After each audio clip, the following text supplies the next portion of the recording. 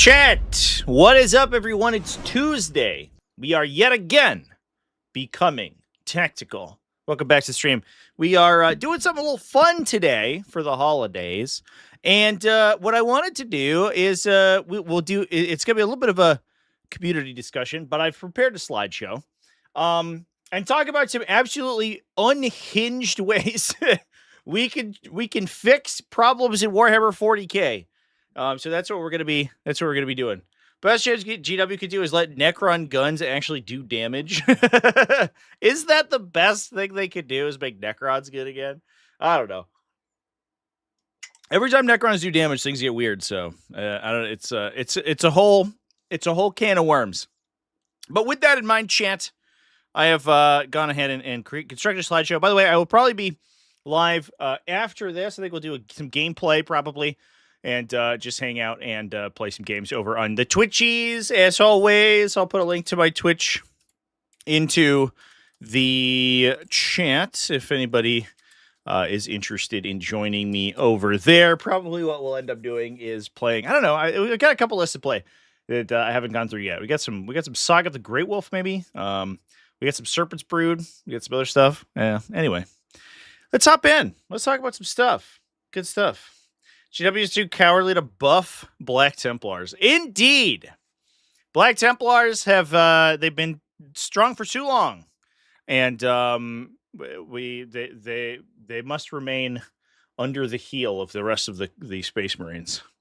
Yeah. So part of this, the impetus here is that we've been talking quite a bit about 11th edition this week. Because it being holidays, we don't have much else to talk about. And so I've been kind of like conceiving in my head some ways that we could improve some of the problems that I know a lot of people, myself, most importantly, have with Warhammer 40K. Now the first couple big ones is that true line of sight sucks. I don't know if we need to talk about this. We talk about this every time we talk about updating 40K. This mechanic's bad. I was supposed to put a picture here, but I didn't do that. Right now, obviously, you can draw the line of sight from any part of any bottle. It doesn't make sense. It's stupid. Jason Moskalik. Jason Moskalik 7,424 donated $19.99 through Super Chat. Merry Christmas to you and yours. Merry Christmas. Thanks for the great content all years. Thank you so much. I really appreciate the super chat, Jason. Appreciate that, bud. Merry Christmas, happy holidays, and all that stuff to everybody out over there in chat lands. True line of sight is only for aircraft? No, that's not true. True line of sight is for everything, with the caveat that ruined terrain explicitly blocks line of sight traced over it. Otherwise, any line of sight is traced between models, including line of sight that's drawn around areas of terrain. So terrain basically only considers itself to be base to base for the purposes of drawing a line through it. If you have line of sight around it to portions of another model that is to portions of a model that is not on their base, but your line of sight doesn't pass over the terrain feature, you're good to go. So everything uses true line of sight all the time, with the one exception that ruined terrain essentially is treated as a giant impassable brick in the middle of your true line of sight. Which is why you get all sorts of problems with like big models with extended wings and things being in some cases good, because you're able to use them to gain line of sight. But if you don't have a gun, they are in fact bad, because suddenly your model's like 12 inches larger than it should be. And they've like been able to finagle this a little bit. But here's part of the thing, is that if we nuke true line of sight and we say other terrain elements besides just giant fucking walls block line of sight, suddenly you could use different terrain. Like 90% of the problems in the game, in terms of like, or a lot of the problems in the game, in terms of model usage, terrain variability, stuff like that, all immediately goes away if we just get rid of fucking true line of sight. However, big tanks not blocking line of sight, yeah, that's a big one too. If tanks should be able to protect the infantry behind them. I feel like that's like a no-brainer, right? Especially because 40K has like its roots in sort of a historical simulation almost. That's the style of design they used, and it's crazy that they never had rules like that. They had like screening rules where if you got like a 4+ cover save if you shot through another model, but there were never any rules against just like there were never any rules to facilitate hiding behind other models, which is pretty wild. Boards should be bigger. That's not correct. Boards were bigger in 8th edition, and what ended up happening is that between bad terrain rules and boards being very large, because between the two corners, it was basically another like 18 inches of space essentially. And so you could gun lines could back deploy way farther. And what ended up happening is that they had to push the movement characteristic of things to such an extent that movement basically no longer mattered. You either double moved several times with advance and charge, or you weren't played. Those are the two options. Either your minimum threat range was like 24 inches, or you didn't exist in the game at all. And that was not good. I think that the current board size we have is fine, and you can artificially kind of like expand or compress it by using terrain formats. So it's fine. It's all good. Anyway, I think True Line of Sight's a dead horse that's been beaten all the way to death, and then we've hired a rogue necromancer to resurrect it so that we can beat it to death again. Let's talk about other stuff. Ruins. I made a whole video about these at one point. First of all, I think other terrain that's not ruins should do stuff. Right now, it gives you cover, which ruins do. And it also ruins block line of sight. So ruins are the only terrain feature. That's dumb. That's dumb and stupid and bad. Part of the problem is that ruins are a big thing with walls, right? I have a picture here, a helpful, handy picture, which typically means things can't move through them, which means that they also impede movement quite a bit for non-infantry units. And that's stupid. Not that ruins impede movement. In fact, I think they don't impede movement enough in some cases. However, anything that can't move through ruins is almost immediately unplayable in many terrain formats because you're so restricted on your ability to move up the table. However, if we make it so that ruins aren't the only thing in the game, we can make it so that you can actually move through line of sight blocky terrain. For example, if we had forests that were area terrain with removable vertical elements, and you just said that vehicles could go through them, they just smash the trees. Suddenly, we can create avenues of the table where vehicles can move while not being alpha-structured to oblivion. Good. That's good. I also think that there's plenty of other cool things you could do with forests and cover and stuff.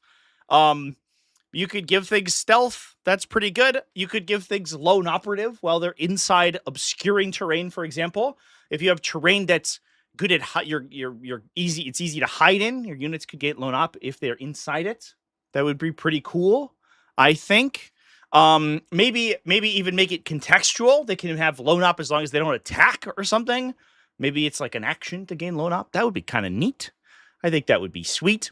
In addition, I don't think multi-level structures should work the way they do, because right now they work like I don't know. It's like a Minecraft building where it's like you go find the ladder and then you ascend the walls, and you physically place yourself on upper levels of terrain. We have to abstract all this bullshit. It's extremely dumb right now, and it creates lots of problems. Just get rid of all of it. No more multi-level terrain. Instead, multi-level ruins become occupiable structures like transports. You can take an infantry unit, and if you have a big enough building, you can embark the infantry unit in the building, and they go to the top level, and that's where they measure their line of sight from. Or, if we use non-true line of sight, they gain the height value of the building, so they can fire over intervening things. However, it's more easy to see them, but they're protected by the building. Now, you can create cool mechanics about defending structures and stuff like that, destroying structures, without having to make it this weird thing where the physical placement of your miniature, exactly where it is on the floor, can make a huge difference, because it gets finicky if your structures get too big, or there are particular sizes you can make it impossible to engage you in melee. It's all this stuff it could constantly causes problems. The other thing too is like measuring and maneuvering around multi-level structure sucks too. So the less I think we have to do with that, the better. I think that would be cool.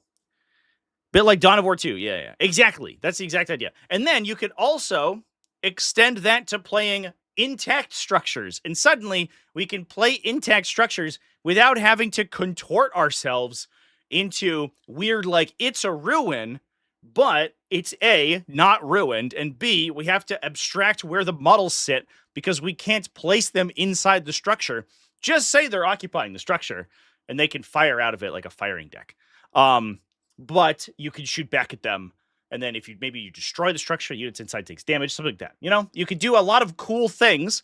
Plus, it increases usability of multiple different kinds of terrain, and also increases your immersion in the game. Right now, having to measure my dude moving vertically outside the building, then through a wall physically, so his base physically fits onto the tiny level of the ruin, such that it's wholly onside, wholly overlapping the ruin.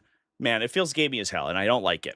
I would love to just have my guys be like, all right, we take up defensive positions inside the building, and then you put the little miniatures on all the windows. You put a little Space Marine on the window over here. Can I get I have a hamster. I don't have a Space Marine here right now, but I do have a hamster. Here's my hamster, chat. Here he is. He's going to take firing position next to the window. He's right there, and he takes this little tiny hamster bolter, and he's like, pew, pew, pew. I don't know. I think that would be cool, chat. I think that'd be sweet. Like actual terrain as well. Yeah, that's not just like an industrial structure. That would be cool too. Also having like things that like are only there to impede movement tend to be kind of weird to play with because they honestly they're not very fun to play with, to be perfectly frank. So things like rivers and magma flows, stuff like that are really a bit funny. But definitely constructing things that are both positive and negative to one side or another, I think is good because it makes the game more interesting. I remember sort of back in 9th edition, you used to have different like structures with different keywords, but then you would also include things like dense cover that would interpose between firing lines to make that particular firing line less optimal. It's kind of interesting. I like that kind of stuff. I wish we saw more of that, but right now we don't. So that's what I'd like to see with ruins in terrain. That's if I were to be given creative control right now, that's what I would do. We would have occupiable structures. We would have lots of different styles of terrain benefits for hiding inside terrain. And we would have terrain that is generally more easy to traverse for larger models, not only infantry. You can make infantry traverse this stuff and maybe some other terrain types like ruins and stuff, and maybe some other terrain types more easily. But the problem right now is that it's the only unit type that can do that, besides beasts, obviously, and stuff. And that means it's like automatically significant. Adriong 6931 donated $20 through Super Chat. When we get to it, could we discuss mechanics that exist but don't have a purpose in 10th? Suppression not affecting vehicles/monsters, vehicle/monster mounted abilities that ignore ignore movement modifiers, but nothing causes them. Exist but don't have a purpose. Well, I mean, like those do have a purpose, just not on that particular units, right? I guess like stuff you want effects to have a wider purpose. Is that what I'm sort of getting at? I think. I don't know. All right, chat. Let's move on. I've made videos about these whole things before. By the way, Ryan, thank you for the super chat. I'm not sure I 100% understand the examples that you gave, but I think that's definitely something we could talk to as well. There's vehicle monster mounted rules that have anti-slow abilities, but nothing causes them to be slowed. I'm sure something causes vehicles to be slowed down in the whole game. I'm sure that there's something. In my head, I was like, there was something that I remembered, but now I can't remember what it is. Is it like photon grenades? That's charge movement. Is that relevant? It is a little bit weird that basically nothing affects monsters' vehicles, which I understand because monsters' vehicles already have a tough time moving around terrain already. And then you're also going to impose a -2 to move on that? Does Rodriguez remove it? I'm pretty sure he does. Yeah. There you go, chat. Here we go. We got him, ladies and gentlemen. Oh, this is behind. Here we go. This? Yeah, look at that. Move characteristic of models. There you go. So you can ignore explicitly Rodagish's move characteristic modifier effect. Stormfang gunship had monster vehicle gets -2 move, -2 advance. Yeah, it got legended though, right? So it's like whatever. Oh, like Attila and Rough Riders. Yeah. Yeah, I think there's definitely some of that was like, because they did index, and I'm sure if we were to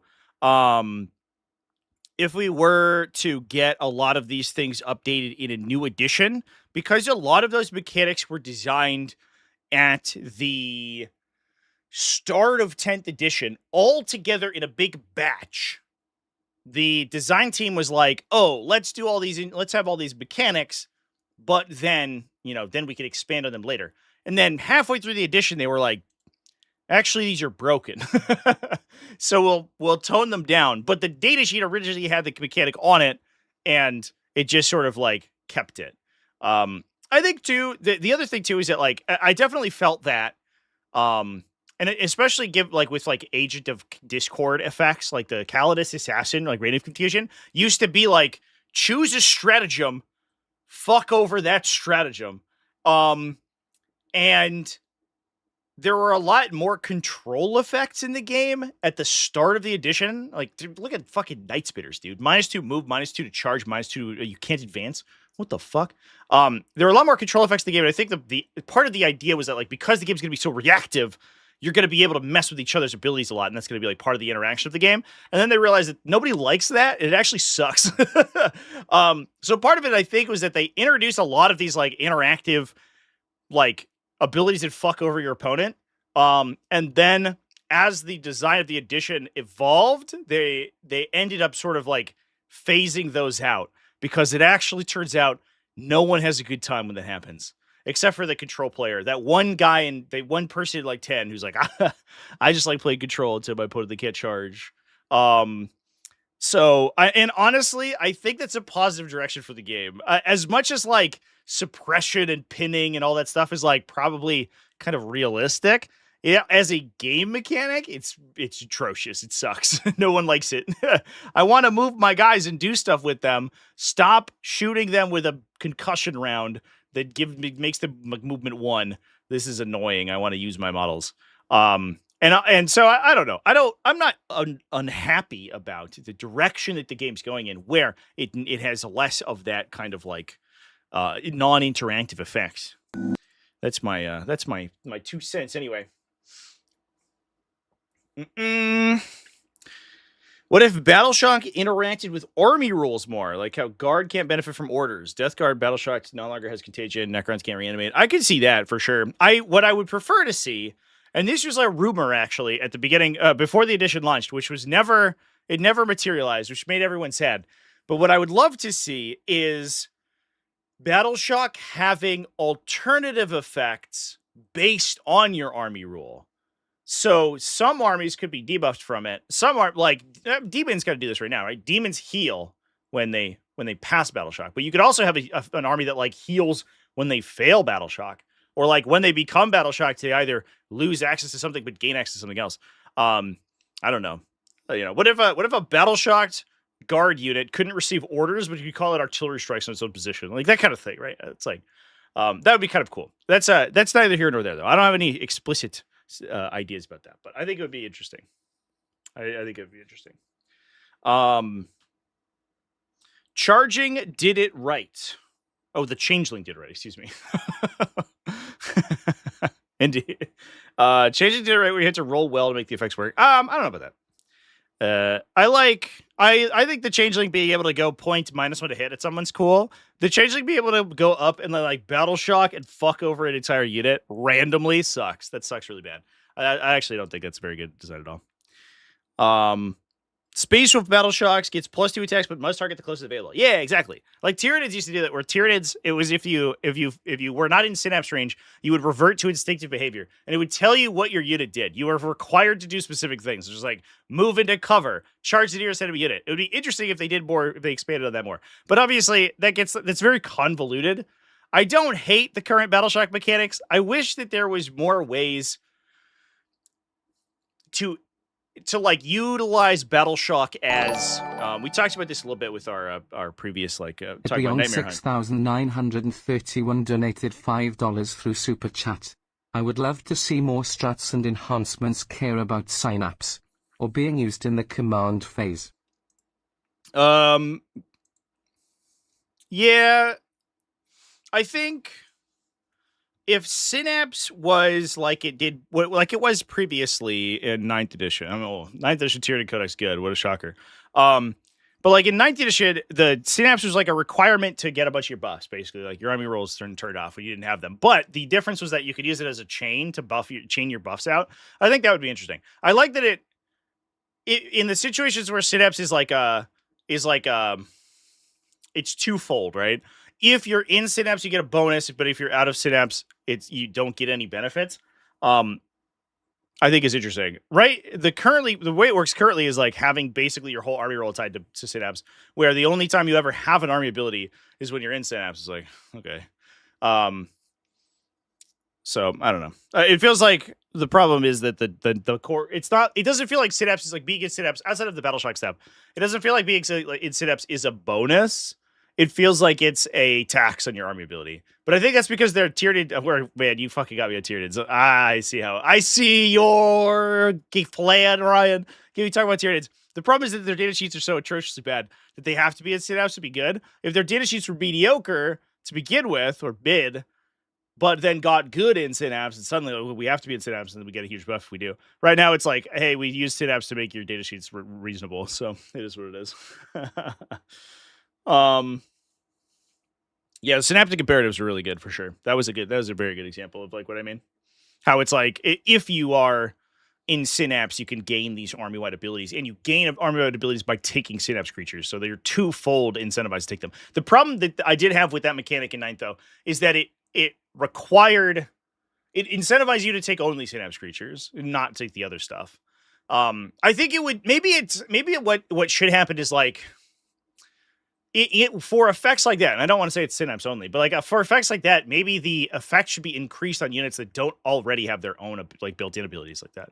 So like a Karn effect, which isn't a Synapse creature, being buffed by a Zoanthrope, which is a Synapse creature, gets an enhanced effect over the Zoanthrope, just like buffing other Synapse stuff. That could be interesting. I don't know, Chance. What were we talking about previously? Oh, Battle Shock stuff. Yeah. So we talked about it with the Nightmare Hunt video when we talked about that previously. But Battle Shock being an effect that can give you bonuses or malices, I think is interesting, right? Having it have a core effect and a core set of mechanics that then you can add on to with army abilities, that's fine. The problem is that it's always tied to a dice roll. And that's where I get sad, because you have a lot of army abilities. Tyranid is another good example, where it's like, if you fail your Battle Shock checks, Neurolictors kill you, right? Neurolictors make the Tyranid army kill you. If you just pass them, they do no damage and nothing happens. And it's like Nightmare Hunt's the same way. It's like, I can force a -1 leadership Battle Shock check on you every turn, but if you're leadership 6, maybe with a bonus, then you'll just pass it, and I don't do anything, right? All my abilities turn off. Make more limited time Battle Shock effects if you want Battle Shock to be a core mechanic for some factions, right? Just have an ability that's like, this unit until the end of the phase is Battle Shocked. Okay, cool. So you can't like interrupt with it, and then also I could get a bonus, but then it doesn't affect the next phase. I'd have to do it again. I think that'd be interesting. I would like that for sure.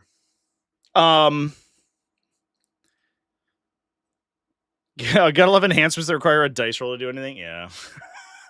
Stratagems too. Anything you pay for that's not just a free thing you get that requires like a 2+, go fuck yourself. Get that shit out of the game. I think I made a whole live stream and complain about those. Any of that stuff is like stupid. I'll accept Deadly Demise as much as I don't really like it. I'll take it. All right. Sometimes it makes the game exciting. The stupid, like, if you pay 150 points for a character, 2+ they come back. Fuck off. Just bring them back, dude. Neither I or the opponent want to see the time where the character doesn't come back. That kind of stuff is annoying. Or like on a 2+, you throw a mine at someone. Just make him throw a mine, dude. I don't know, Chance. All right, let's move on to the next slide. Activation order, chat. Ooh, this is a controversial one. Every video I ever release, basically, well, no, that's not every video I talk about balancing at 40K, I see there's at least one comment that says, I can't wait till 40K goes to alternating activation. You can wait. And you know why? Because you'd hate it. It would suck. It would be the worst game ever made. In order for 40K to be purely alternating activation, and by that, I want to define some terms here. I go, you go is what it is currently. I take my turn with all my models, then you take your turn with all your models. Alternating activation breaks down that turn order by individual game entities, so individual units. So I will activate a unit and act with it. However that ends up working. It could be that I move and then you move and then I shoot and then you shoot and then I fight and then you fight, or charge or whatever. Or it could be that I activate a unit and they move, shoot, charge, fight all together in one thing. I don't know. The turn structure 40K would be irrevocably changed. However, in order to make that work, you have to provide some mechanism by which the player with more activations doesn't automatically win every time. Because all you would have to do is simply, say, oh, my opponent's going to move a Land Raider. I'm going to move 10 Grots. My opponent's going to move an Intercessor Squad. I'm going to move 10 more Grots. My opponent's going to move their Terminators. I'm going to move, who cares? Some bullshit. I don't know, 5 Storm Boys. And you just keep doing that until all of their important units have moved, and then you destroy them. You take your actual good activations and you just activate into them fully unrestricted. In order to prevent that from happening, you would have to either impose massive restrictions on army building to the point where every army looks fucking identical and you don't have any player expression in your army composition. Bad. Or you would have to add such massive bonuses to the player who is being out activated that the question less becomes what units do I take and more becomes, do I try to out activate or under activate my opponent? And you never want either of those situations to be the case, because it takes the entire game. This is always what alternating activation does. The entire game goes from being an interesting game where what we've done is, we have a wide variety of different army compositions and styles of units you can take, and it breaks them down to how efficient is this for my activation order? And that's fucking trash. I hate that. So, you don't want alternating activation. However, you could break it down by subgroups. So, instead of activating a single unit, you could activate some sort of sub-entity. A group of several grouped units together that you can more reasonably restrict players to have. So instead of being like, I will move 1 Grot unit, and then you will move your Terminator squad, one player would move a Terminator squad, which is big and expensive, and the other player would move 5 Grot units, for example. You would have more individual activations, you're taking more game actions, however, you don't win on activation order. There's a couple interesting ways to do that. You could break down army composition into detachments. This is a whole thing I did, but you could basically say part of your army construction is that you will bring, like, we had detachments in 9th edition where it was, you could bring like several patrols essentially together, and you could say you could activate each one of those individually, and maybe armies are composed to a limit of those, and that is your force organization, right? You do sort of come to the part of the downside of that sort of system where armies start to look very similar. I do like in 10th edition. Right now, we can have armies that look wildly different, and they activate and they operate pretty similarly on the table, which is a big benefit of I Go, You Go, by the way, is that, like, it doesn't matter what your army looks like as long as it's, like, functional on the table, it does stuff. But you could do something like that. The other thing is that you tie it to characters, which I think is really cool and cool and good and based. So, for example, characters could be the focal point for your activations. You could have a limit or either like maybe a limit on activations or a limit on activatable characters or just a straight up limit on leader characters, right? But you have characters or leadership units, platoon command squads or whatever, company veteran squads that are the leader the command components of your army. Those are the central point of your activation. So when you go to activate, instead of activating a unit, you activate a command unit. They have a value of units they can activate with them, which could be a lot of different things. It could relate directly to the actual points value of the unit. I would imagine units would have like an activation cost, like a CP cost almost, where a big land raider would be a high activation cost unit, but a 5 intercessors would not be. Then you could also have things where characters become better or worse at commanding specific units. So let's say we want to build a first company style list and we want to incentivize you to play Lysander in it. Maybe Lysander discounts your activation cost of Terminators. So what you could do is you can play several smaller, less expensive characters to be your early activations. And then Lysander could activate more Terminators than you could with any other character. Wouldn't that be cool and interesting? I think that'd be sweet. You could do things like where I don't know, Masters of Possession, activate like possessed units more efficiently, something like that, where you can have big activations, but if you are led by a thematically aligned character.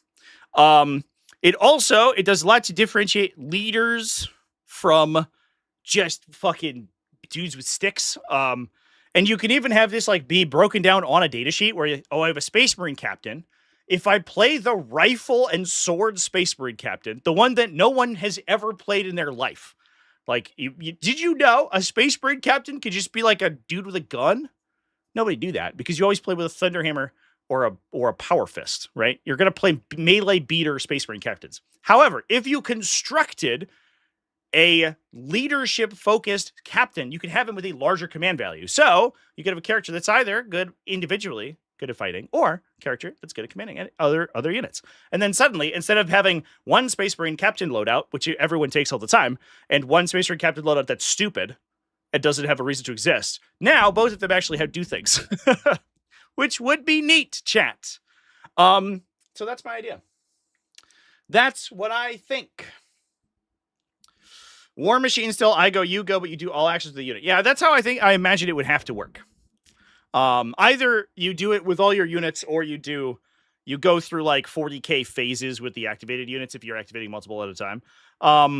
There's obviously like this and a lot of the stuff we're talking about in this video basically assumes a ground up redesign of the entire structure of the game. So like how exactly like charging and shooting and target selection and fucking attack resolution, all this bullshit works, would almost certainly have to change. You couldn't say like, hey, we're doing any sort of alternating activation system and just transposing the mechanics from current 40k, because it wouldn't work, right? You start to create situations where like one unit fully activates to another unit. Suddenly the next unit in your line can't charge that unit or shoot them or do anything because you've full activated it with the first unit. Suddenly we have to couch those abilities to have them operate different ways. But yeah, that's a whole thing.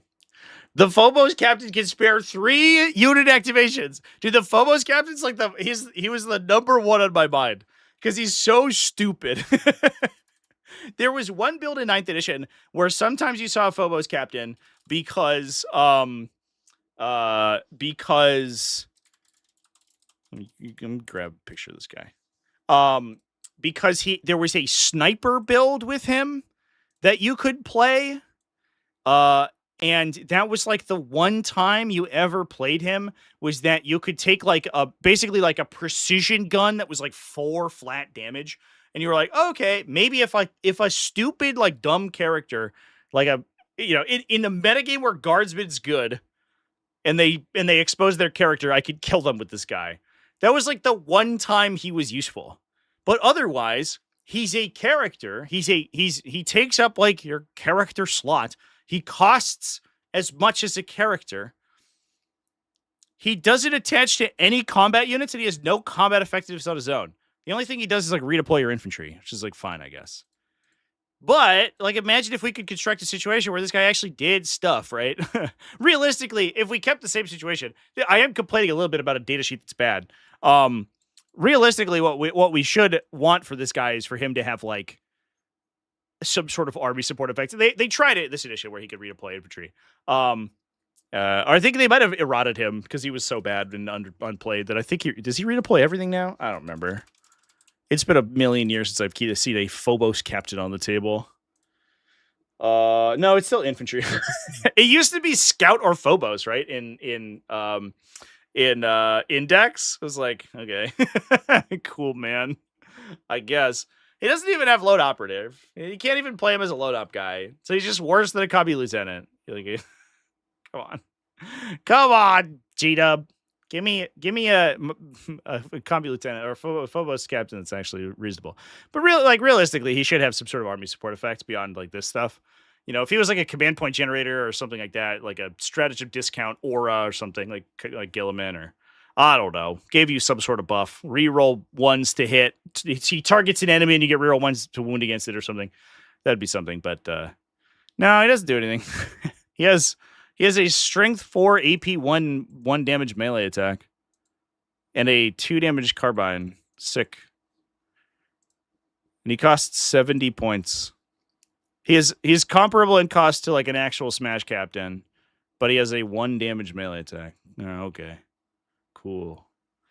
My kingdom for identity on this guy for sure. Poor guy. He was a sniper in Space Wolf with bolts of Morkai. Yeah, that was cool. You could shoot someone with the relic bolter, and then it gave you rerolls against them. Yeah, that was pretty sweet. But it's been a while since they've done any of that for sure. The only time I've seen a Phobos Cap is when you kit bash him into a combi lieutenant. Oh, brutal, dude. The combi lieutenant's so funny too. Well, also like this guy's hilarious because he was like that was the one build where he was useful in 9th edition, but he was basically never good because you're already like, why am I putting a character in a Phobos unit? Phobos units are for scoring. And then like also they just didn't give him anything good to do. I don't know. There's a whole thing. So anyway, that this doesn't look good. Let's get rid of that. This is my thoughts about alternating activation. That all the people who say I want 40k to be an alternating activation game, you super don't. You super duper don't. You need, if you want 40k to be an alternating activation game, you have to couch it with the asterisk that it's alternating activation only sometimes, and with like a billion rules associated with it. You can't. The scale of the game that 40k is too large for alternating activation to work in any reasonable way. However, if you could make it do cool things, if you did stuff like this, yeah, I think that would be sweet. I think that would be sweet and cool. If they at least lifted most leader attachment restrictions, it would help some of the lesser used characters. I agree with that. That does, however, I mean, it does open up some weird stuff. Obviously, like it just like improves Space Marines. The faction with the most characters just gets way much better if you like unrestrict them. It is weird because Space Marines have like a character for every single unit, and then they basically take the same attachment philosophy and apply it to every other faction, even if you don't have that many characters. So it definitely would help to see more characters in that way, but you do have to be careful that the factions with more easy access to characters don't get too strong simply because you have more options now if they just unrestricted them. I mean, you know, you'd have to approach it like an actual game designer, I guess. Do I like alternating deployment? Oh yeah. Personally, no. But I understand what you're asking. Imagine doing alternating deployment for the entire game. Yeah. Like we've talked quite a bit about how deployment from the 9th edition style deployment, which 10th edition uses verbatim, basically added 20 minutes to your game time. Imagine doing that every single turn of 40k that you play. It would fucking suck, dude. It would be so bad. But I mean, if you wanted to, I don't think it's particularly crazy to say that I think alternating deployment could get fucked too. Just build like more competent missions and stop us from wasting a million years doing this alternating bullshit. It's so annoying. Bring back 40k altering activation, altering deployment, and GSC blips. Yeah, GSC call used to deploy their blip markers, which they use for respawning after they lose models. They used to deploy within them, so your whole deployment zone would fill up with these little blips, and you basically didn't have to tell your opponent what they were. And so like when units came up to them to like reveal them, you could then deploy things. Which is like it's just a funny, it was a shell game, which is so funny. We could do blind deployment. That would be wild. There's the problem with blind deployment is just physical, like the physical constraint, right? What are you gonna do? Fucking close your eyes and stop your opponent from looking at what your opponent's doing? We could do it online on Tabletop Simulator, but we can't do that in person. We put a sheet over the board. Pretty wild. It was a mining rig the whole time.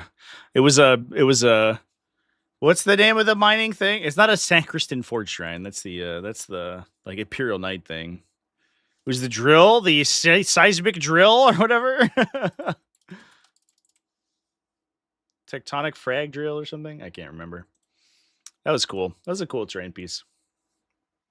Just put a big curtain in the middle. Easy.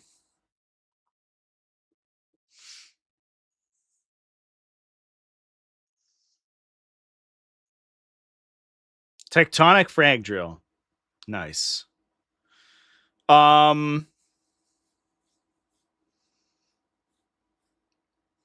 Player deploys using putting pieces out and screenshots it, and then removes them, and then the other person does that. I don't know, man. You could do hidden deployment like that, but I still think it's a little hokey because then, like, especially as soon as like the exact position of a model matters, and you have hidden deployment like that where you've removed the model, and you're like, well, I'm trying to avoid a heroic intervention. You're like, well, this guy was here. That's where he was. The picture. And you're like, was he, or was he an inch over there? You're like, well, I don't know. My picture was far away and blurry, and my finger's in the way. Oh, okay, cool, man. I don't know. All right. Let's go back. We've talked about altering activation enough. Let's get into the craziest thing. We're about to dive into wild territory, chat. I had a we had an interesting game of 40k the other day and we had actually two. It's because everyone's playing demons. Now we get to see the weird demon games more often where we had two games. One was on finals game on Monday, yesterday, and another one was over the weekend where 4+ invulnerable saves simply passed all the time. Every time. So big high impact weapons didn't do anything because they would just pass all the 4+ invulnerable saves against those. And I was like, that's interesting. That's an interesting thing to consider. What is the problem? Like, so there's a problem right now with the impact of a single attack, right? A single attack in 40k has basically never been less relevant because like a bunch of things have super high defenses, and then you have to each attack has to go through the funnel of hit, wound, damage, saving throw, hit, wound, saving throw, damage, feel no pain, like damage reduction. And a lot of times, one or more attacks get caught by one part of that funnel. So despite the fact that an attack could be representing a phenomenal amount of damage, the ability of the other player to entirely avoid that damage is very high, or is very they have a great ability to avoid a lot of that damage. So here's what I propose, chat. Get rid of damage. There's no more damage at all. The other thing too is that in order to defeat this funnel, the great filter of attacks, everyone has rerolls all the time. And I know that's a huge complaint. We're like, we have too many rerolls. Attacks are becoming too consistent. And it's because defensive values make attacks very inconsistent. So all we have to do is get rid of damage entirely. Instead, we represent damage with attack characteristics. So instead of a weapon dealing, let's say, one attack that deals 6 damage, why don't we instead reverse that, and there are some problems with this. I'll talk about this. This is where we're in the deep end here. Why don't we instead reverse that? Where instead of one big attack from a railgun, for example, it does 1 million damage. If it converts, what if instead it attacked 6 times, but every attack was 1 damage? Now, instead of being hit or miss, I'm gonna either do 1 trillion damage to you, or I do nothing, and then everyone feels bad. Now, instead, the success of your attack is essentially determined by a degree of success based on the number of individual dice rolls in that attack that convert their damage over. So, in order for that not to kill small units, like what we don't want to have happen is the devastating wound problem that we had at the start of the edition, where you would fire a railgun, devastate it, and kill an entire infantry squad, because apparently it was like fucking the guy's arrow from Guardians of the Galaxy, where it just like goes through everyone's head. Instead, you have, I called it burst, but you could call it whatever, it doesn't matter. You could also like switch like the meaning of burst and attack with each other. Does it either way. Burst would be the number of models that could be affected by the attack. So for example, a railgun might have 1 million attacks because it's representing such huge, phenomenal damage, but it only has a burst value of 1 because all those attacks are going to hit one guy and fucking kill him. If you have like a las cannon array, like a land raider has 2 like sponson las cannons. Each las cannon might have 4 attacks. So that weapon is firing 8 attacks, but only has a burst value of 2 because it's only actually 2 laser cannons. This gets weird when you talk about multi-model, like low wound count units. And so you'd have to couch it a little bit. There would have to be some rules, some mechanics in play to reduce their effectiveness against that. But effectively what the whole effect is to reduce the high variance of each individual weapon profile and instead make them damage more on a curve, where assuming that my profile matches into yours, instead of having 1 high impact attack that's automatically going to deal 6 damage if it converts, we have many smaller attacks that could limit the degree of success, which means the actual difference between our offensive and defensive characteristics matters a lot more. Me wounding on 3s, wounding on bursts, wounding on 4s, it becomes a huge difference if that wounding on 3s means that instead of having a 17% chance less, or wounding on 4s versus 3s, doesn't mean that I just have a 17% less chance to wound you. It means I'm physically dealing 17% less damage to your hull, right? And you can also conceptualize this by assuming that like the number of attacks in a weapon is its essential degree of success, right? If we hit a guy with all 6, we've just laser beamed right through him. But if we only hit him with 2, it's a graze, right? It's like he's still being effective, but he's not necessarily just getting fucking destroyed. Which I think actually, especially in the 41st millennia, where we're shooting laser beams and energy cannons and, high impact shells and stuff like that, I feel like it actually makes a little bit more sense, but I don't know. Oh, excuse me. Dry throat here. All right. So previously high damage weapons would have a high attack value, but a low burst count, meaning that each activation, activation of that weapon, I didn't want to say attack from the weapon because obviously it gets confusing, but each activation of the weapon, they can affect fewer models. The problem is with low wound count targets, you would have to limit the attack count to be the burst value. So this is for like 1 wound models. The problem becomes that if you have a las cannon sponson, right, a twin length las cannon that is burst to 8 attacks, that makes it, you're dealing damage on a curve to vehicles, to high wound pools, but against infantry, you're almost automatically killing 2, and you don't want that to happen. So because the actual damage value of like a las cannon or something, if you're shooting a 1 wound guy with no defensive technology, it doesn't matter what your damage value is. You would just limit the attack volume down to the wound characteristic of the unit. Now, obviously, like the alternating activation thing, any of this stuff is like not necessarily 100%, 100% applicable to like the current mechanics of 40k. You would have to like go back through and redesign a bunch of shit. Like how would leaders interact with this? I don't know. We're maybe not attaching leaders or anything. Or maybe leaders work in a different way or something. Like how would a model with a storm shield being in a unit of guys without a storm shield? How would that work if we're calculating the wounds characteristic of a unit versus your burst? Maybe it just doesn't work out. It works differently. We're talking about basically the core underlying system of 40k. The other thing too is that this would, I think, end up being like kind of a big pool of attacks. So if we have like a bunch of, if we're fast rolling a bunch of like the identical weapons out of a unit, right? We have like 4 dudes with las cannons. All of them would basically like pool all their attack and burst values together. So we become like, 16 attacks, burst 8 or whatever. Drew Lytle 2281 donated $5 through Super Chat. All I can think about right now is the Sunny in Philadelphia meme. I kind of feel that way as well. This is, I was like, do I make a video about this or do we do it in a live stream? But I feel like the live stream is a much more accurate way to showcase like totally unhinged game design. Which is why I don't know, we're having fun with it for sure. I need a whiteboard. A whole whiteboard. How about reduce wounds taken to the burst value?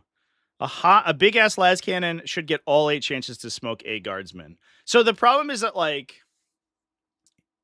let's say that maybe the las cannon's a bad example. I think the las cannon's a pretty good example. Let's say you have 4 las cannons in a unit, but you can only kill 4 guys, right? Because you have burst. Each las cannon has burst 1. Suddenly, we are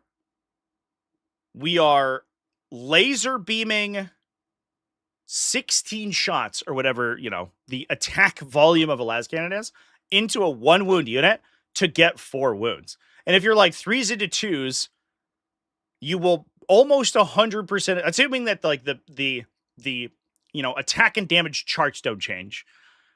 It's like almost not even worth rolling, right? The whole idea is to get like attacks more consistent, but I think you end up with a problem that low wound count models end up being too weak. Because instead of a low wound count model being a defense against a low volume weapon, because their chance like to do significant damage is low, they actually become pretty good at it because they almost automatically kill you, right? And I don't think that's the idea. In a purely hypothetical situation I made up in my head. Why wouldn't a super energized beam be able to kill multiple models in a line? Well, that would be horrible. then you would never see any weapon besides a las cannon. Like that's how it works currently. A las cannon can only kill 1 guy, despite the fact that it can do 7 damage. But the way what that would change is that the las cannon can still only kill 1 guy, but does so with such astronomical redundancy that it automatically kills him. Right now, a las cannon, right? Let's say a las cannon shoots a space marine and he's in cover, and it's a 3 into a 2 into a 5-up save. So your 66% chance to hit, your 83% chance to wound. So you're looking at like whatever 60% chance in there somewhere to successfully wound. He's a 33% chance to save. So you're a space marine is maybe not a good example because he has 2 wounds, but like a guardsman, right? Guardsman who's gone to ground, he has a 1 in 6 chance to save the laser beam shot if he's in cover with take cover. So it's like a 50 whatever that comes up end up being like a 54% chance for a las cannon to kill a guardsman. If you multiply that las cannon by 4, suddenly it's like closer to 100, right? It's like 75, 83, like 92% chance to kill him, right? It just literally essentially doubles its effectiveness against a guardsman, which is why we would want against individual wound units probably low the number of attacks you're making. That's just the point that I'm trying to make.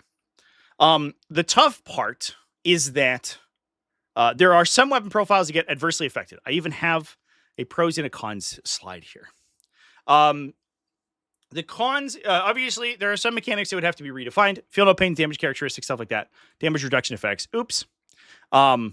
don't necessarily work as they do right now in the context of a rule like this.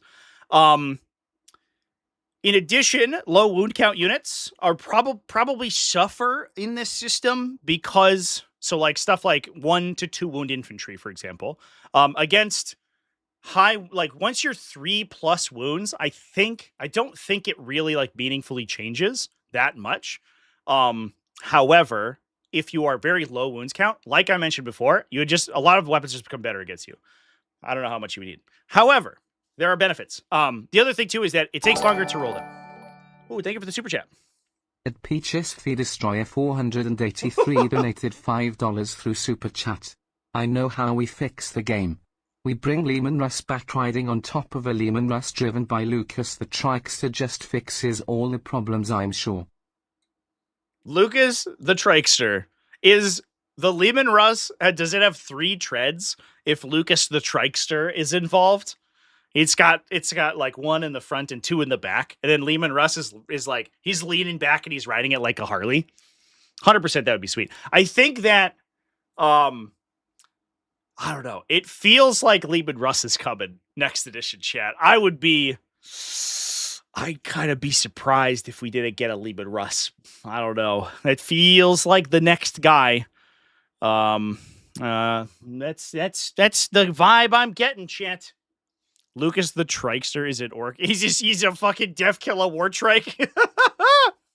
Like be right back. Changing my Speed Freaks name to Lucas the Trikester. Incredible. Peter Turbo, then Dorn. Everybody's thinking Dorn. Oof. Would Dorn? Would Imperial Fist finally be a supplement chapter if Dorn got released? If we like had just a bunch of like cool Imperial Fist releases? This is a tangent. Holy shit.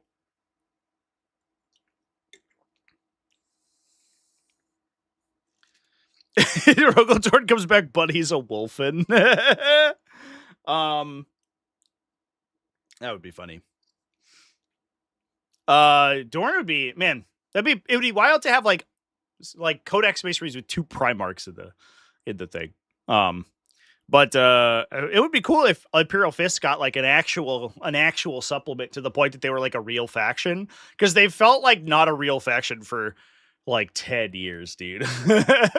You know, it's very clear that someone in GW design somewhere loves Raven Guard and Salamanders so much more than Imperial Fists, because Imperial Fists have been like the golden-haired stepchildren of the Space Marine faction for the longest time. I guess maybe not to the same extent as like White Scars, but at least White Scars often do unique stuff. Imperial Fists just end up like often being just bad Ultramarines, which sucks. It would be cool if they were just like, fuck it, you're a supplement chapter now. Here's 1 billion new units. Like, sick. I don't know what would be good for in Imperial Fist. I don't know anything about the lore stuff, but I'm sure they could make some cool units that have hammers for faces or something. You know, that would be good. I don't know.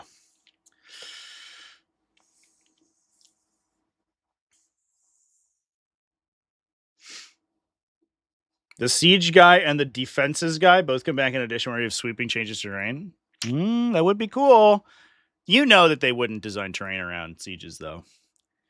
The weird part is that, like, I think that there's this idea that like additions in Warhammer work like updates in a video game, where like sometimes you're like, hey, we're gonna focus on a different mechanic this season or whatever, and they do that for like format updates, but not additions. Additions, they're just like, here's new rules for everything inexplicably, none of which are improved in any way. You're like, okay, cool, thank you.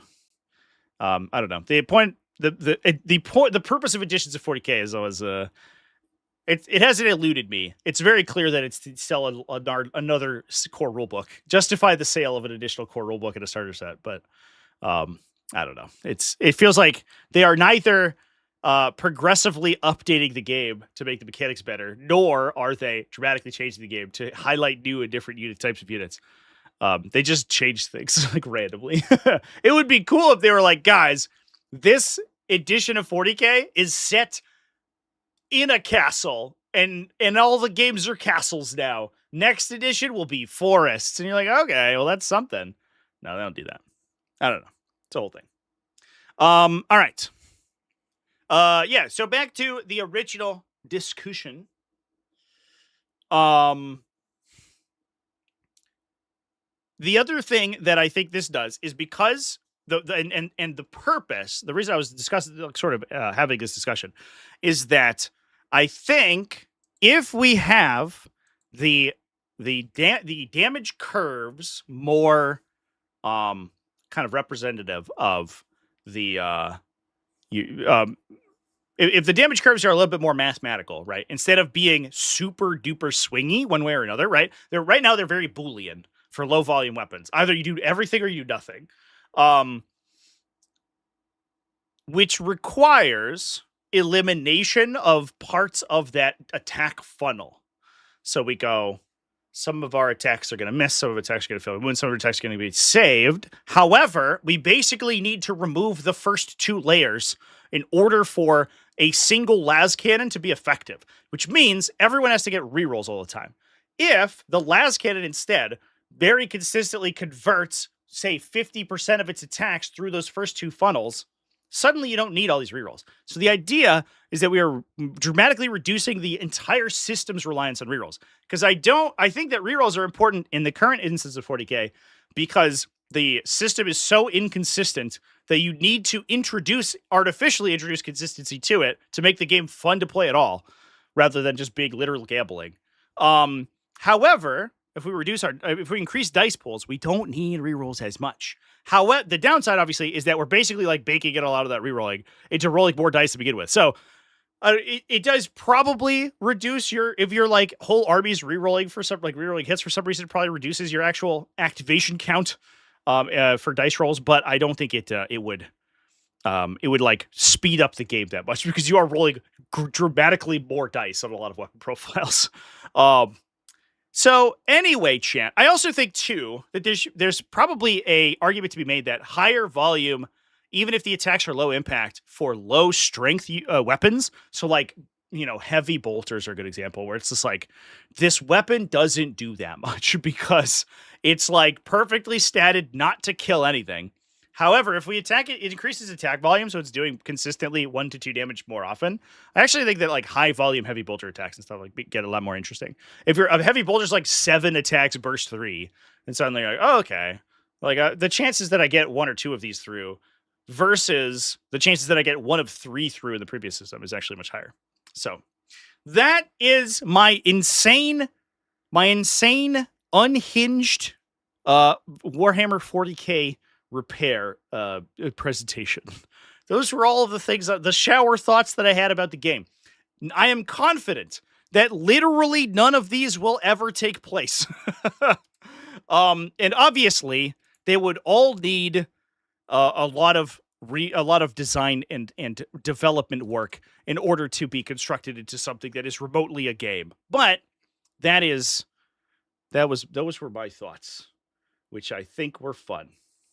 Deathwatch Heavy Bolter Erasure. Well, that's a flamethrower, so I think it's a little different, probably. Like an Infernus bolter. It's just a flamethrower. It's not even a heavy bolter. The heavy ones on the heavy intercessors is like a whole different weapon. I don't know. Those guys are cool, but they have like a million keywords on them, which definitely helps. And extra AP, and their stats are way higher, right? Release a Hrud army, dude. I love the Hrud because they were originally just Skaven, right? Like they were like, hey, let's transpose the Ratmen from our fantasy series and make them into a faction or make them into a canonical race inside the universe. And then later on in the early 2000s when they were like, guys, 40k has to be really fucking weird. And I think to some extent they've almost come back around on this, where it's like 40k is like more of a fantasy game, like a fantasy sci-fi like hybrid. But for a while they were like, guys, 40k has to be fucked. And let's redesign the Hrud to look like this. And you're like, what is that, dude? That's insanity. That is to say, I would be so fucking in for a HRUD army. I'd play the shit out of that. That'd be cool as hell. I hope that we get some of those, like, I don't know, we get more weird aliens in the setting. I think 40K is a universe that has a lot of weird aliens in it, but doesn't utilize enough of them because, like, I don't know, a bunch of reasons. You know, how many, like, truly just, like, fucking weird aliens are in 40K? There's, like, Tau. Okay.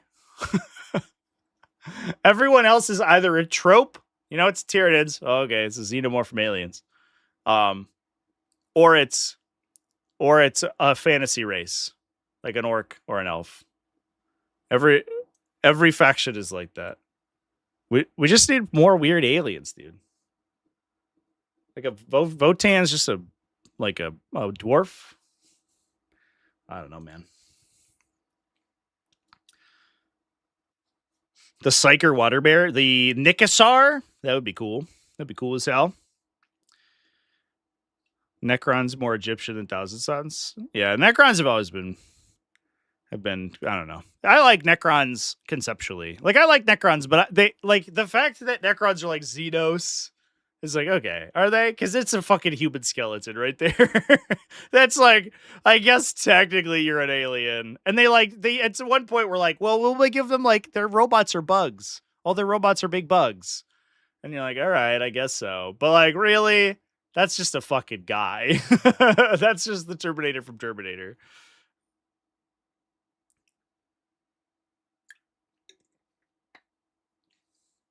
Dystopian mix of Venom and the alien from Aliens, yeah.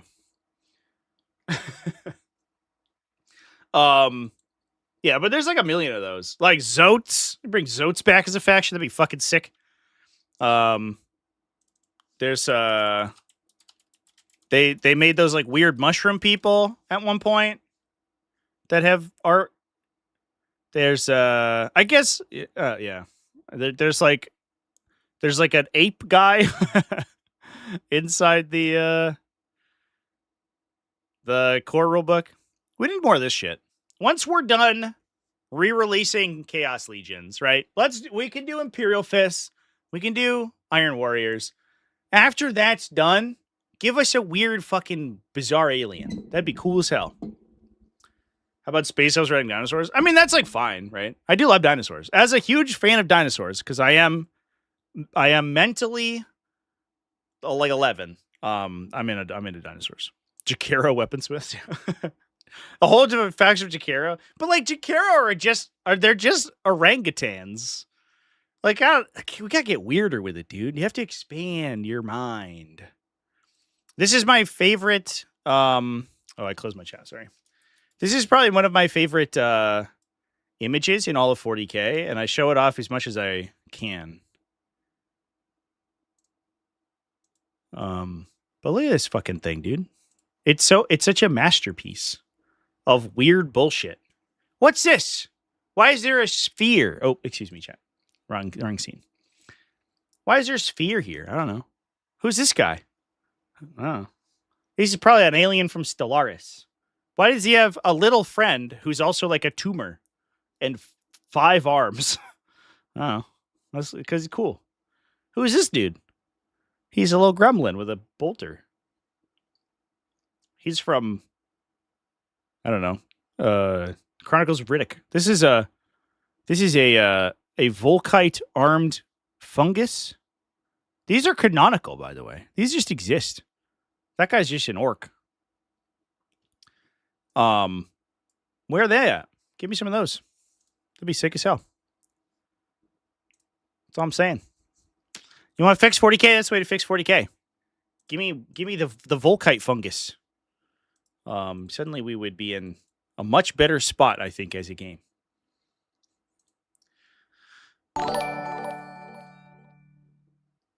At Peaches Fee Destroyer 483 donated $5 through Super Chat.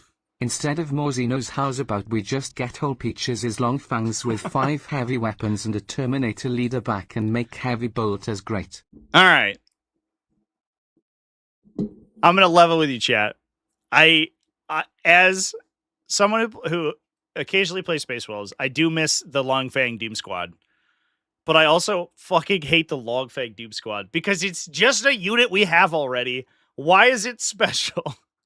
Why do they have a slightly different version? That's a very good example of a Space Marine datasheet we can trim.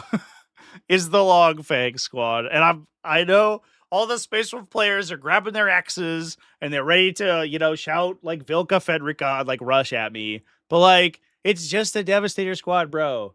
You can just have your Devastator squad and it'll be fine. The Wolfguard battle leaders are all right. I do like the being able to attach Terminators to regular units was cool. It was convoluted though, which is I think the problem in previous editions, where it's like buy a Wolfguard squad, then split them, then attach them. You're like, okay, that's a lot. I just kind of wish that was like more readily available to more factions. Being able to have characters that have ranged attacks is something 40 Games Workshop's really scared of, and I don't understand it necessarily. I think they should be more ready to do that. But thank you for the super chat. I appreciate that. Also, make heavy bolters great, 100%. Heavy bolters are my favorite style of weapon, which is just like the like mid impact, just high volume. Roll a bunch of dice, and each one's pretty good. As much as I hate playing against Chaos Knights right now, I do love the despoiler activations. The double Gatling cannon guy, and he's just like, here's 7 heavy bolters strapped together. I love that. That's fun. I think that's great. That's cool, and I love that is a functional weapon in the meta. I wish that other factions had it, right? Like, why if we put 4 heavy bolters in a Devastator squad, is it fucking atrocious? Why can't we ever make that good? Yeah, I don't know. That's what I think. Make indirect require spotters. Definitely helps for sure. Big HMG vibes. Absolutely.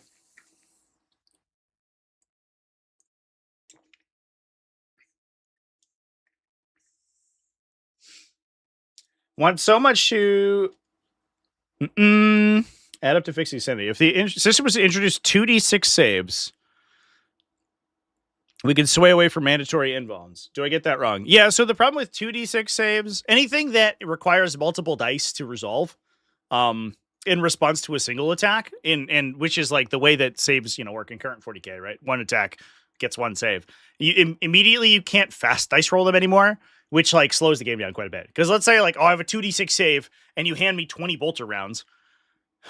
Okay. I'm gonna be here for a while, my guy.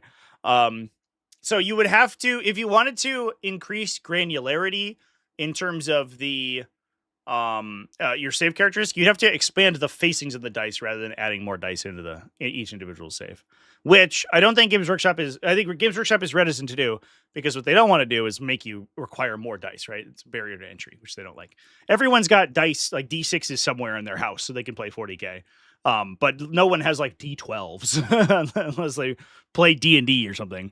And then if you're like, hey, we need you to use 15 D12s to resolve this attack, and you're like, that's weird. I don't know if I like this game. It seems like a lot of work. Just ordered roll them. Easy.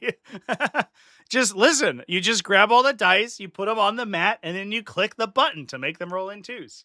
Let's go. Just make invulns like ward saves in AOS. Is that so? That's the same mechanic as Feel No Pain, right? You take it after your regular save.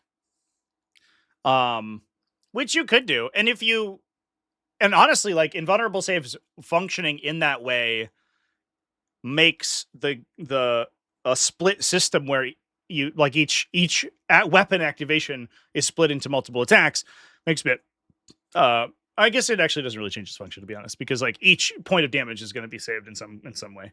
But I do think that it ends up being basically the same thing, because we're all trying to say essentially the same stuff. Instead of an invuln save giving you a binary, do you save or do you fail, it reduces the total damage taken, which is how it would work if you split each individual attack into multiple small attacks. It would be exactly the same. What am I going to do with all these D100s?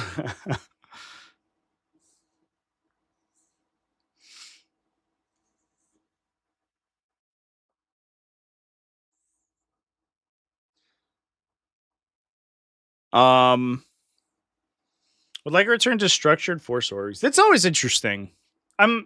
Is that so? Like, I'm curious about the people who want that because there's like some problems with it, which is that you end up with a homogenization of a lot of army compositions, right? Where it's like if every single army must take 3 troops and 2 HQs, then every army will have 3 of the cheapest possible troop options and 1 powerful character and 1 idiot moron, like just guy who picks his nose in the back corner. And so, regardless of what faction you play, is it Eldar? Is it Tyranids? Is it Space Marines? Every single one gets composed in exactly the same way to begin with, which I think just makes the game really boring, right? Like now suddenly we have a million guys with, everyone and their mom has 30 guardsmen in their army or guardsmen equivalents. And you're like, okay, well, I guess so. Whereas right now you can kind of play whatever you want. And then what you actually do play gets defined by what your detachment is good at, which means the detachments could be skewed more in one way or another. You also run into problems where, and this happened in 9th edition quite a bit, where a lot of times your faction power would be directly proportional to how strong your battle line was or your troops choices in that edition. So like Tyranids, when their codex came out, were super fucking dumb because Termagants with a Tervagon behind them were phenomenal. The unit was very difficult to kill. If you ever didn't kill it, it would basically replenish back to full. It was like fucking 2d6+6 came back or something crazy. And Tyranid warriors were like cracked beyond belief, right?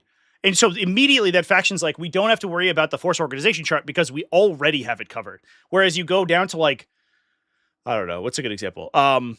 Like Space Marines, I mean, honestly, it's just like, I have to take fucking intercessors. Oh, no, these are bad. Intercessors are not good in that edition, by the way. Or like, there's a bunch of similar examples to that, where you're just like, my troops are not that good. Right now, I think they've done a good job of making battle line units reasonable takes because they give them good abilities, so they're good on their own. Which means you get a lot of Space Marine armies just running 2 intercessor units, a couple incursors, some infiltrators, because they all have relevant abilities. You get Eldar, who apparently needed to be nerfed because they were taking too many Storm Guardians. That you can't have that. No more Storm Guardians for you. I mean, even Necrons just topped a GT running double Immortals plus Warriors. Like, what the fuck? So I think that the game is angling towards being more of a relevant, like having more of a build with a force organization chart without actually requiring it by just making the units better, which I think has been good. So I'm always curious about the desire to return to force org. I guess it restricts like skew stuff, but to some extent, like, I don't know, I think those are fun.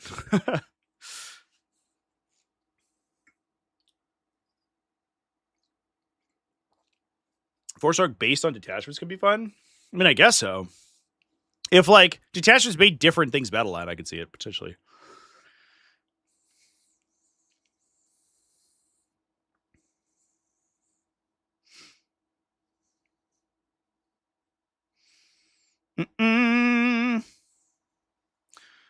So anyway, chat. Yeah, that's what I have to say. Good, interesting discussion about force organization. I think I might also be. I should recognize my biases though, because like I'm someone who, if given the chance, would play all Hive Tyrants because I think they're neat. So like, I don't know. I think like being required to take units that aren't the cool ones that I like makes me sad. And right now, in a lot of cases, I'm incentivized not to play them because the units that I like less are good independently and make my army function better. For example, like every Chaos Demon list I build includes Poxwalker or Plague Bearers. I don't like Plague Bearers, but the unit's good at scoring me points, so I'll take them anyway, even though I'm not required to. Despite the fact that like I will just take a bunch of Greater Demons because I think they're cool. But as soon as you be like, you can't take any more Greater Demons, because like we've decided that you've taken too many, I'll be like, oh, this is stupid. I'll be sad. I'll be sad and upset. So I don't know. I am biased against force organization mechanics. Personally. Look up the Theris aliens. Okay. What is that? Briong 6931 donated $2 through Super Chat. GW, best I can do is make the Carnifex WS5 in 11.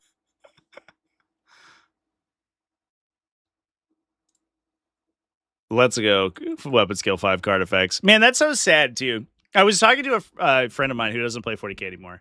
And I was like, man, they just buffed the Carnifex. I'm so interested to see if it's good. And they were like, oh, were you not taking Carnifexes? And I was like, no.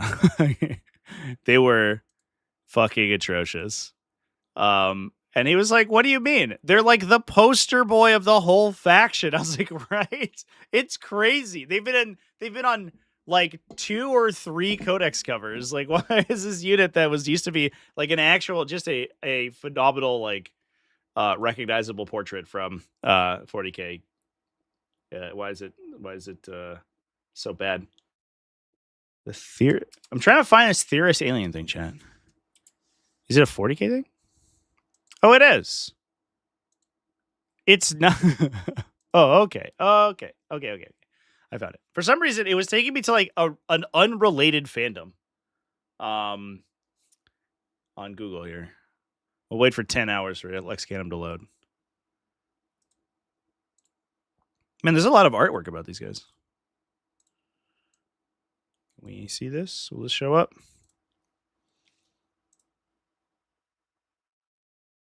Great success. We nailed it. These guys feel like along the same lines as like the murder bugs, right? The murder spiders and the... Look up, there's just the image. There we go. What the fuck? An artist's impression of a theorist. It's not a real theorist, guys. It could look different. That's the artist's impression. They have tentacles? Are they tentacle guys? Oh, they are. Look at these weird fuckers. What is this from? Is this from Xenobiology? Did I just forget this? They have a little flag on their back, too. Weird. It is from Xenobiology. How did I miss this? That's wild.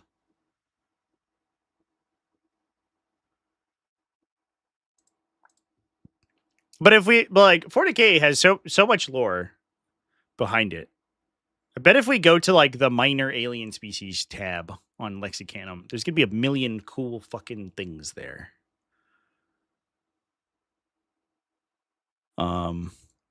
Nope. It'll just be ads. Just kidding. Okay. Yeah, there's 350.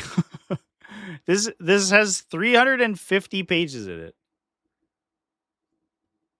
of just random little bullshit.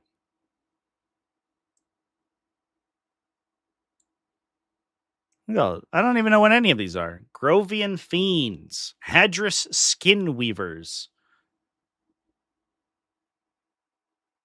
Look at all that shit. Make all these into factions. Why don't we have all these ones? Also, there's like there's a separatist human faction too, right? It's like canonical. That's just like, they're just a different human faction that like broke off from the Imperium and they're just like their own guys. I can't remember what they're called now. Make those guys too. And make Dark Mechanicum. And then we can do more Space Marines. I'll accept more Space Marines after we make all 354 of these, plus those 2 other things I said.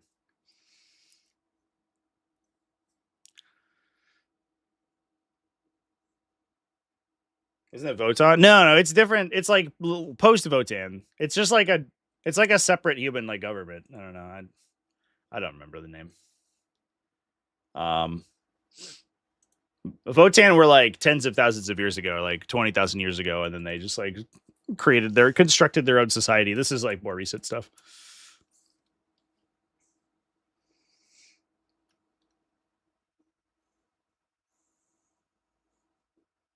Megarachnids? That was the one. Do those have a model? Dude, could you imagine? Oh, bro. Bro, they're so cool.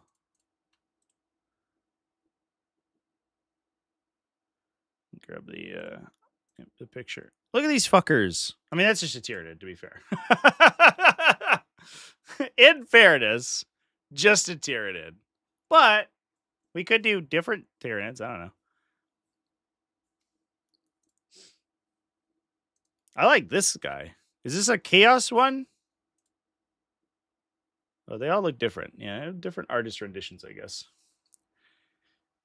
Also, they were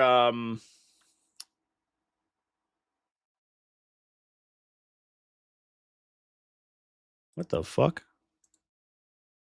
Is this canonical stuff? This is from a video game. What? This is fan fiction, right? The Colossus Megarachnid? He's just like fucking Venom Crawler. What is this? What am I looking at right now? This is just World of Warcraft, I'm pretty sure. Yeah. Yeah. Thanks for backing me up, chat. That's just World of Warcraft? All right. Thank you, chat. I don't think this is canon, what I'm looking at currently. But like, I don't know. These are mostly just Tyranids. But it does go to show you how deep we could go. I don't know why this guy's a wiggly squid monster. What's going on here? Oh my god. Oh my god, the ads. Why is every wiki nothing but ads? All right, I can't find the actual picture that got us here. It doesn't matter. There's a theory that Megaractids are a broken Tyranid, like a splinter fleet. That's I mean, that's canonical for a lot of other stuff. I think that if I remember my old lore correctly, the Catachin Devil is canonically a Tyranid. And I believe, and then obviously, humanity had discovered gene stealers before the Hive Fleets arrived too, because they were Yumgarl gene stealers, right? Which were just like two gene stealers that had crashed on a habitable planet at one point, and then just like kind of did their own thing. So I believe that there are canonically pre-Tyranid like scout forms, essentially, that like I don't know, could have been those guys. Krakens? Are Krakens Tyranids? I'm learning so much today, chat. It would be, I feel like, it would just be a cephalopod, right? But I guess. Oh, there's a picture. Show me a picture. Oh my god, the fucking ads. Holy shit. Look at how big he is. It's hard to tell what's going on in this particular picture. There's a bunch of tentacles, I guess. Ah! Some speculate they are a Tyranid bioweapon from an ancient Hive Fleet invasion. They just showed up in Fenris and they were like, too cold. We don't like this. maybe along the same line as the Thunderwolf, maybe Krakens are just also people, you know? They were genetically modified to live in the frozen oceans of the planet. So they had to be big and well insulated. And they just ended up being humans. Could you imagine?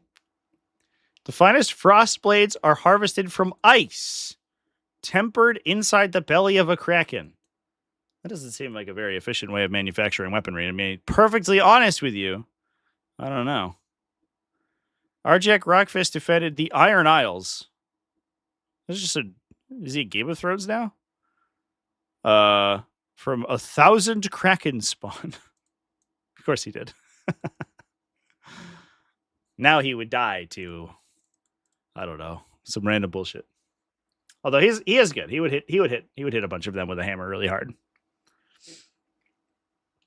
Aj Kavara battled one on the ocean world of Lyces. Cool.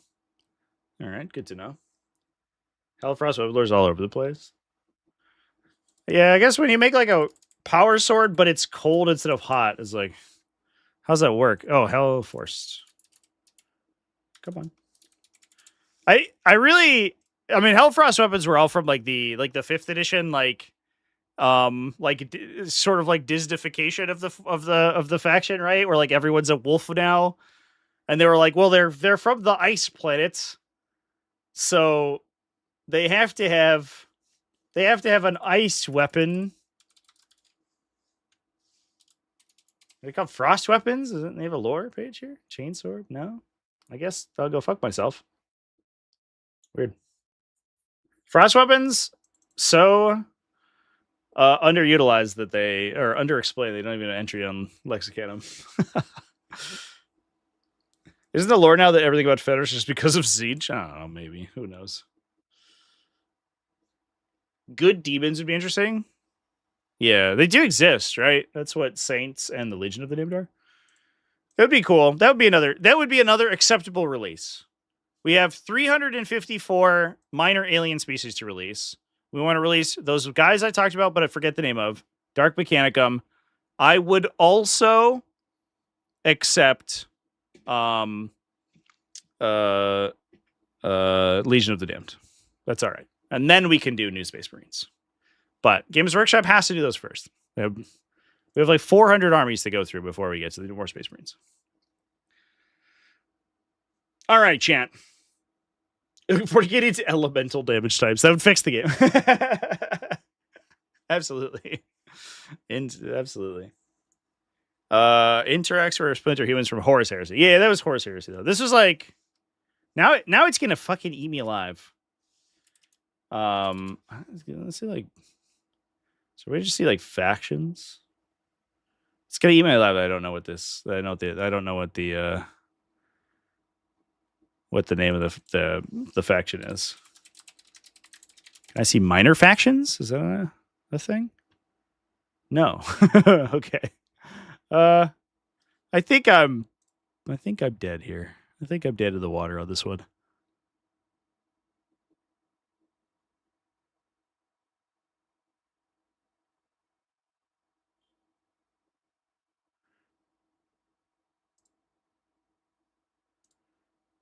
Yeah,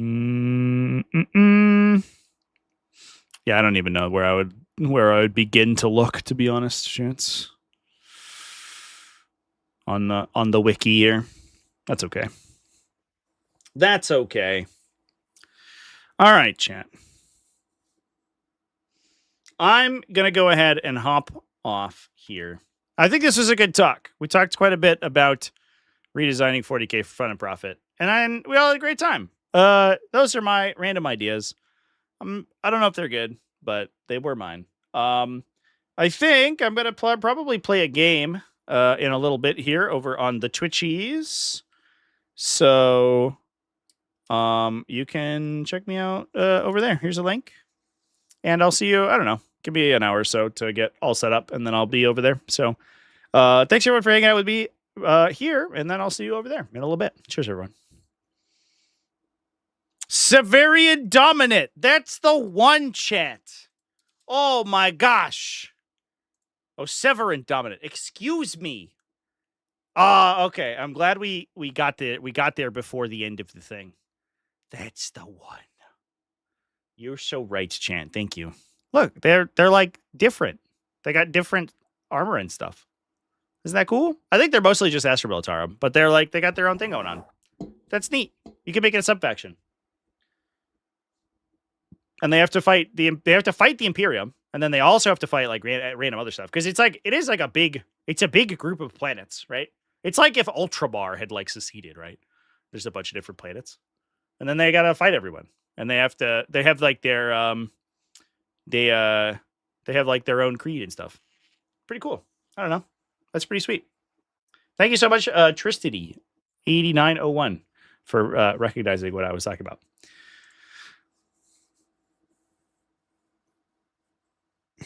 Games Workshop should bring back the Rangdan. What the fuck is that?